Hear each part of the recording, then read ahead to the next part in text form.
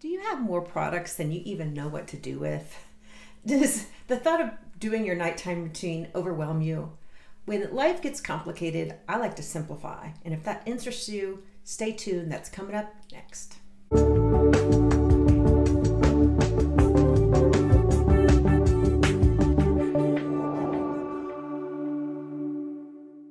Welcome back. Christine Byer here, licensed esthetician for 20 years, and a little bit of housekeeping before we start. Yes, I'm feeling better. I have a chin now. I'm very excited. I'm still healing. I got some weirdness going on. If this is your first time to my channel, welcome. I'm glad you're here. We talk a lot about skincare journeys on this channel because it's rarely one thing that makes your face better, right? If you want to see my journey, I decided to get a chin implant and a neck lift so that I had a jawline, because I have never had a jawline. I've never had much of a chin or anything, but yes, so there's a whole saga to that. Check out that playlist. I'll put it up here. Am I glad I did it? Yes, but we'll get to that closer to the end of the video. So when life gets overwhelming and you've just got a zillion products on your vanity and you look at it and you're like, I don't even want to do anything. And so you end up washing and moisturizing and going to bed, right? That's normal. A confused mind says no, right? Just no to all these products. So what I did when I was trying to heal from my surgery, I basically would wash my face, simple cleanser. I also have an exfoliating cleanser, so you can change it up if you feel like you need a little exfoliation. It's nice to have that step built into your cleanser. pH balance cleanser, and then I think about the strongest serum I have, because it's like I got one serum I feel like putting on, and it's got to be the bomb, right? It has to be my strongest, most potent serum that I own, that I've ever encountered, that I'll always use for the rest of my life. And if you've known me for any amount of time, you know what I'm gonna say. NeoGenesis Recovery. Look, it's got new packaging. So no more spilling it from the dropper, no more trying to spray it. But you may have, whatever is your strongest serum, grab it and apply it. That's what you wanna do. And then your third step would be your moisturizer, your favorite moisturizer, whatever it is you want it, that, and call it a night. Now, you want to make sure the moisturizer has no sunscreen in it, because sunscreen in your moisturizer at night can dry the bejesus out of your skin. So that would be a simple routine. But you want to make sure that one serum you're using really packs a punch. So I love NeoGenesis Recovery for that reason. This is 70% active ingredients with stem cell releasing molecules from adult human skin stem cell donors, right? So it does not come from babies. It's actually Vatican approved. This is good stuff. So if you think about all the peptides in the market and all these, just all the growth factors, this essentially has all of those wrapped up in a package that the skin understands and can use right away. So just open this. So that's all you need. See how watery that is? And you just put that in. It disappears. I'm just gonna, oh God, it feels so good. I'm just gonna do this on both hands. And you'll let that absorb. It's gonna absorb about 60 seconds. And then you put your moisturizer on and you're done. You're done. You've done your copper peptide and your growth factors and all the peptides you can think about. It's in here, and you're done. So when I was recovering, I was like, oh, can't get to the bathroom. Oh, don't want to wash my face. And so actually for the first week, I didn't. I washed it with little cloths and stuff. I kept it real simple. And then I put NeoGenesis on, and then I put moisturizer on, and I called it a night.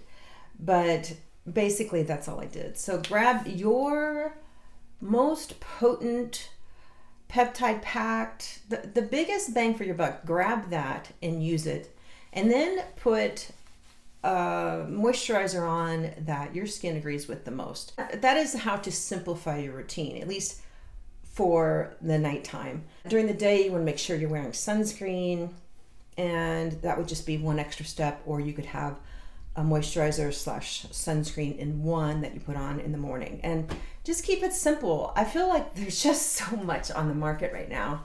But in the summer, I think it's good, it's wise. You know, we're getting ready to maybe be able to travel again and all this, you know, the world is changing. And for me, it feels really overwhelming. So I like to just simplify. Also, if you are on Retin-A or some sort of active a prescription, use it as directed, but you can also add in one of your favorite, like I was talking about, your most potent serum.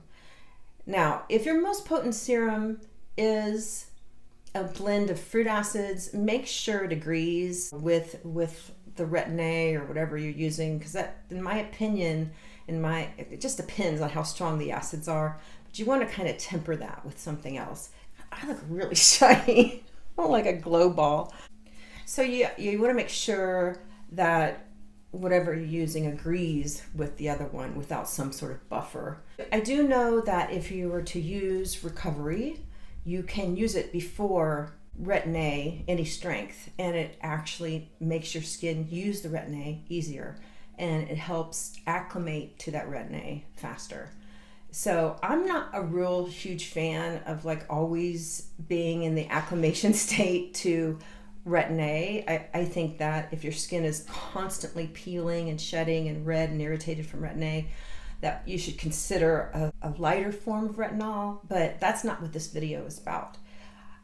Any of the recovery products can help you acclimate faster. So I also wanted to talk about sort of a beginner's form of NeoGenesis that's way more hydrating than Recovery.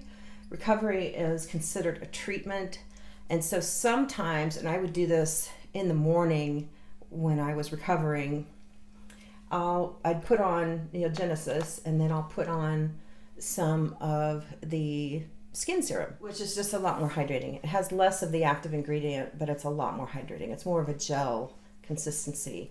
So this is going to give you hydration if you're just feeling parched. So I like to layer that on too. But just know any of these NeoGenesis serums can be put on before retinol or Retin-A, and it helps your skin acclimate. So that being said, I think we're in this time where everybody wants to simplify. If you have certain issues you're trying to fix, like pigmentation, hyperpigmentation, that kind of thing, definitely you need to keep on your brightening products. But on those nights that you just don't feel like doing a darn thing, make sure you put on your strongest product, whatever that may be. And that's how I simplify. So you guys, it has been a hell of a month. I really thought I would be back to work in a week. I don't know how. And I really beat myself up and down the block for pulling those stitches out. So I'm still quite swollen. I can feel a lot of swelling down here. Like this hurts. This is all numb. So I had the surgery on March 17th, and it included a neck lift and a mid face lift. In order for me to get the jawline I wanted, they put in a chin implant, and then they did some neck liposuction. I also had them work on my like extra large, thanks to my dad, gigantor earlobes, and she cut those down. My ears are so, I never realized how uneven my ears were, but they are super uneven. I have a post-consult with her again at the end of this week, so I'm just going to ask her about my ears. I knew they were uneven, but I didn't know they were this uneven. But I am happy with how they turned out, because they were just like Dumbo ears. They were huge, you know, they just, and your earlobes actually grow as you get older. And I'm like, well, that's not fair. They thin out and get longer. So I'm like, yeah, don't sign me up for that. So I had her do the earlobes as well. My doctor's name was Dr. Winslow, and they were so gracious when I pulled that. I popped a stitch like within the first 3 days. I was definitely lifting too much, lifting things that were over 5 pounds. I was just going crazy. I don't know. I was not resting. And I popped the stitch, but she's like, yeah, it's the first time in 20 years where somebody has popped a stitch all the way down your suture line. And so I essentially had to get a second surgery. And it was like a non-invasive, minimally invasive surgery the very next Wednesday. So this side of my face is about 4 weeks healed, and this side of my face is 3 weeks healed. So I've had other people say, none of your products work then. And I'm like, look, I was pretty happy with where I was. I feel like the fibroblasts, all the devices, the recovery, the sculpt, I felt like everything was working. My skin quality was rocking, it was beautiful. The surgeon even said, you give me a nice palette to start with. This plastic surgery does nothing for skin quality. Getting a lift does nothing for skin quality. You're gonna have the same crappy skin that you started out with if it's sun damaged and dehydrated and not taken care of. You're going to end up with that same crappy skin afterwards and all those same wrinkles. They'll just be stretched out in a different place. So you got to start with good skincare, right? Just good healthy skin. And there's a huge space between surgery and non-invasive, right? There's all this space. You think about your 30s and your 40s, and you look good. I feel like we look good in our 30s. We get into our 40s and we're starting to say, oh, there's things I don't like. Although in our 20s, we're taught, at least in our society, that, oh no, it's coming. So, you hear about baby Botox and all this preventative Botox and all this. But there's so much space in between, like surgery and where I started. There was 20 years or so. I started complaining about my neck when I first married my husband. And so I got married at 37. I was 37.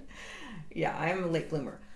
And then, I'm 52. So that was 15 years of me complaining about having no neck. And granted, there were things that work. You think about microcurrent, the Time Master Pro, anything that gives you panoramic collagen production is going to take what you have and make it thicker and make it sort of hold on to your frame better and thicken up areas that need it. And so the whole skin looks better. I'm actually really surprised I did it. I'm shocked that I did it. And they actually, they take your money up front, like right when you do your pre-consult. And I think they've been doing this for a very long time, my doctor that I went to. So I know they know that people freak out and then they decide not to do it. But there's no refunds. So I just went ahead and did it. It was very stressful. It was super stressful having to show everybody what's going on YouTube because I knew I would get some flack, but the overwhelming majority of people were super supportive. And I wanted to be 100% transparent about how this process felt and just what it was like. And I honestly wish they would have told me you're going to have about a month's worth of downtime because the kind of work I do, doing so much massage, I'm up and down, I'm all over the place. I do lift my clients, up off of bed and do all sorts of stuff. So I could not have come back to work after a week. If I had a desk job, fine. But I have a desk job and I have this job. So it's like I'm doing so many different things. I'm a mom. And so a week off didn't do it. And think about it. That week off, at a week, I was getting this redone. So I really needed, it's really, if you look it up on the internet, it's 2 to 3 weeks. They tell you recovery from facelift is 2 to 3 weeks, and it's you just feel really tight. I still feel like I have 2 bricks on either side of my face. I can't turn my head a lot. This really hurts. This is still healing. It looks kind of wonky. This is where I had liposuction, and they go in and it's a deep plane facelift. So they have to cut things and rearrange muscles and fat pads. It's a lot of work and it's a lot to heal from. So that being said, I just wanted to be open and transparent about this process. I think in maybe 6 weeks, I'll be like, yay, I'm so glad I had it done. But as it stands, I'm kind of like, whoa, that was a ton to go through publicly. And that's why I didn't come up with a video last week. I'm sorry. I was just, I needed some consolidation time to just absorb everything that had happened. And plus, I wanted to help others make this decision. I don't want people to think that it's, oh yeah, it's so light and easy, because it's not. It's surgery. It's surgery on your face. So thanks for watching, and I'll see y'all next week. Bye now.